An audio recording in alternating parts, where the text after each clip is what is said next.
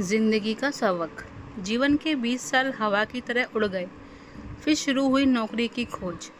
ये नहीं, वो दूर नहीं, पास, ऐसा करते करते 2-3 नौकरियां छोड़ते एक तय हुई। थोड़ी स्थिरता की शुरुआत हुई। फिर हाथ आया पहली तनख्वाह का चेक। वह बैंक में जमा हुआ और शुरू हुआ अकाउंट में जमा होने वाले शून्यों का अंतहीन खेल।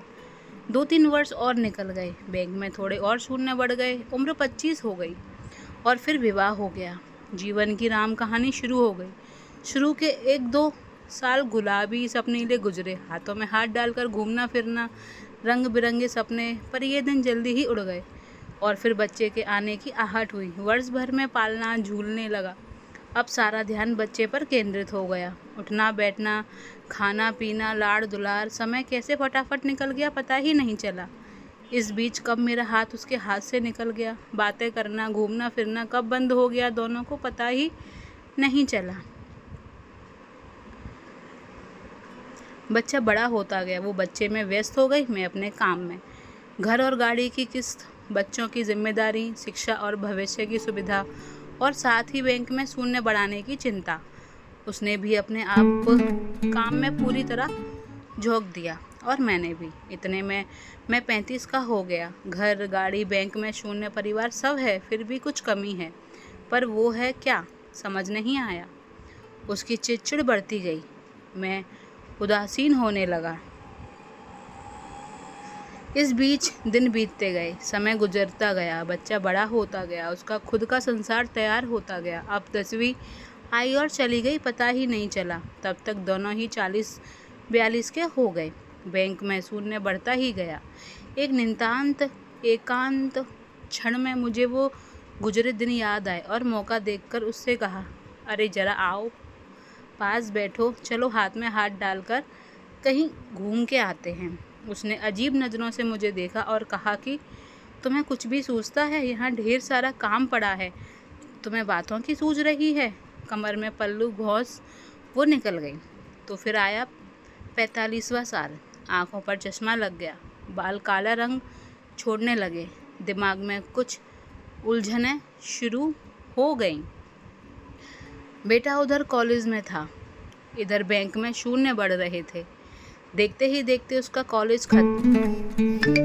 वह अपने पैरों पे खड़ा हो गया, उसके पंख फूटे और उड़ गया परदेश।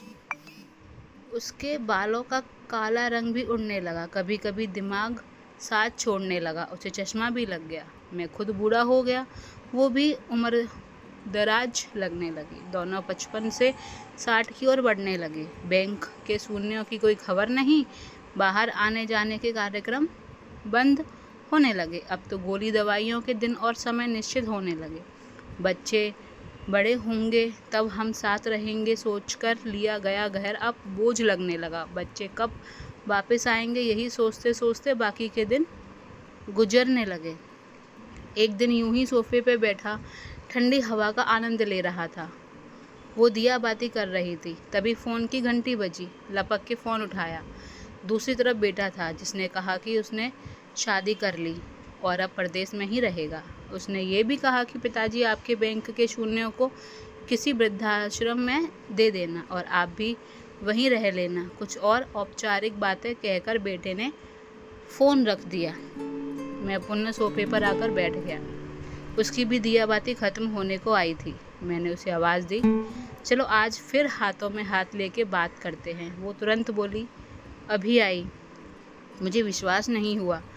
चेहरा खुशी में से चमक उठा, आंखें भर आईं, आँखों से आंसू गिरने लगे और गाल भीग गए। अचानक आँखों की चमक फीकी पड़ गई और मैं निस्तेज हो गया। हमेशा के लिए उसने शेष पूजा की और मेरे पास आके बैठ गई। बोलो, क्या बोल रहे थे? लेकिन मैंने कुछ नहीं कहा। उसने मेरे शरीर को छूकर देखा। शरीर बिल्कुल ठंडा पड़ गया था। मैं उसकी ओर एकाटक देख रहा था। क्षण भर को वो शून्य हो गई कि क्या करूं।